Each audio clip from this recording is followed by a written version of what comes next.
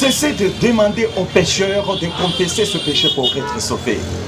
Vous savez, bien aimé, beaucoup de prédicateurs n'ont pas d'informations précises et pertinentes, bien aimé, en ce qui concerne le vrai salut. Ils écoutent, lisent la Bible, mais ils n'arrivent pas à appréhender le vrai sens de l'évangile de notre Seigneur Jésus-Christ. On ne peut pas demander aux pécheurs de confesser ses péchés. Le pécheur ne peut pas confesser ce péché parce que sa nature est une nature de péché. Bien-aimé dans le Seigneur Jésus-Christ, en rapport avec la confession qui conduit au vrai salut, la Bible dit ceci dans Romains chapitre 10, le verset 9. Je veux lire. Si tu confesses de ta bouche le Seigneur Jésus. Ici, la Bible ne dit pas si tu confesses de ta bouche ton péché. Non.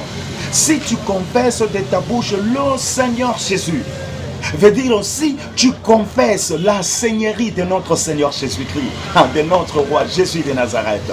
Et si tu crois dans ton cœur que Dieu l'a ressuscité des morts, tu seras sauvé. Ici, c'est clair. La Bible ne dit pas que si tu confesses de ta bouche ton péché, tu es sauvé. Non. Si tu confesses de ta bouche le Seigneur Jésus, veut dire la seigneurie de Jésus-Christ de Nazareth, et si tu crois dans ton cœur que Dieu l'a ressuscité des morts, tu seras sauvé. Vous comprenez donc, c'est là qu'il y a le problème. Beaucoup de prédicateurs ne savent pas distinguer. Dieu ne s'adresse pas de la même manière à tout le monde. Non.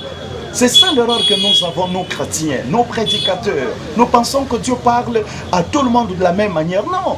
Dieu s'adresse aux pécheurs, celui-là qui n'a pas Christ d'une certaine manière. Et ceux-là qui ont Christ, qui sont appelés déjà enfants, comme chrétiens, qui sont enfants de Dieu, d'une autre manière. C'est ça, c'est clair, bien-aimé. Maintenant, écoutez ce que la parole de Dieu dit en rapport avec la confession à ce qui concerne le chrétien, les enfants de Dieu. Le livre de 1 Jean chapitre 1er, le verset 7 jusqu'au verset 9, la Bible dit ceci. Mais si nous marchons dans la lumière, comme il est lui-même dans la lumière, nous sommes mutuellement en communion. Et le sang de Jésus, son Fils, nous purifie de tout péché.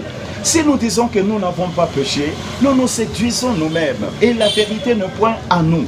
9. Si nous confessons nos péchés, il est fidèle et juste pour nous les pardonner et pour nous purifier de toute iniquité. Vous comprenez, la Bible dit, si nous marchons dans la lumière. Ici, marcher dans la lumière ne dit pas que vous ne marcherez pas dans le mal. Non. Marcher dans la lumière ne signifie pas que vous marchez dans la perfection. Non, c'est pas ça. Vous comprenez. Je vais donner un exemple. Je suis enfant de Dieu. J'ai commis une erreur. Ma conscience me reproche. Oh, je m'humilie devant Dieu, je dis Seigneur, pardonne-moi, je me reconnais coupable. Oh, je suis vraiment désolé, j'ai mal agi, j'ai mal répondu. Je ne pouvais pas faire ça. En tant que chrétien, Seigneur, pardonne-moi au nom de Jésus. Vraiment, sincèrement, du fond de mon cœur, je te demande pardon. Au nom de Jésus, Amen. Dieu me pardonne. Vous comprenez? Veut dire que je marche dans la lumière de mon pardon. Je marche dans la lumière du pardon. Oui, il me pardonne, il me purifie, me lave de tout péché par son sang. Bien-aimé, et cela d'une façon continuelle, parce que le sang de Jésus-Christ n'a pas séché. Le sang de Jésus est là. Vous voyez, il y a de ceux-là qui disent que le sang de Jésus a déjà séché. Le sang de Jésus ne peut pas sécher. Voilà, ici je marche dans la lumière de mon pardon. Mais ce n'est pas le cas avec le pécheur.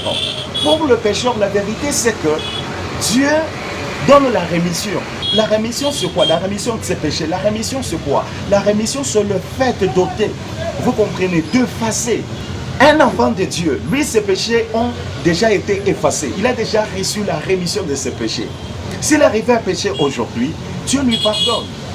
Vous comprenez? Parce que Jésus est mort pour ce péché passé, présent et futur. Donc pour le pécheur, celui qui est sans Christ, c'est la rémission du péché. Vous comprenez, Dieu lui remet de ses péchés s'il confessait de sa propre bouche la seigneurie de notre Seigneur Jésus. S'il reconnaît que Jésus est mort sur la croix pour lui et Dieu l'a ressuscité le troisième jour. S'il reconnaît que Jésus est Seigneur et Sauveur, il le reçoit de cette façon-là. Le fait de revenir au Seigneur Jésus, Dieu lui pardonne. Vous voyez, Dieu efface tous ses péchés. Ici, j'aimerais m'adresser à toi. Tu n'as jamais reçu le Seigneur Jésus-Christ. Tu vis loin de notre Seigneur Jésus-Christ. Oh, Jésus est devant toi. Il veut que tu le reçoives aujourd'hui comme Seigneur et Sauveur personnel de ta vie. Tu as tué, tu t'es prostitué dans toutes les rues, tu as volé, tu as fait du mal aux gens, tu as violé. Écoute, la rémission de tes péchés est là. Par le Seigneur Jésus-Christ de Nazareth, reçois-le comme Seigneur et Sauveur personnel de ta vie. Que mon Dieu te bénisse.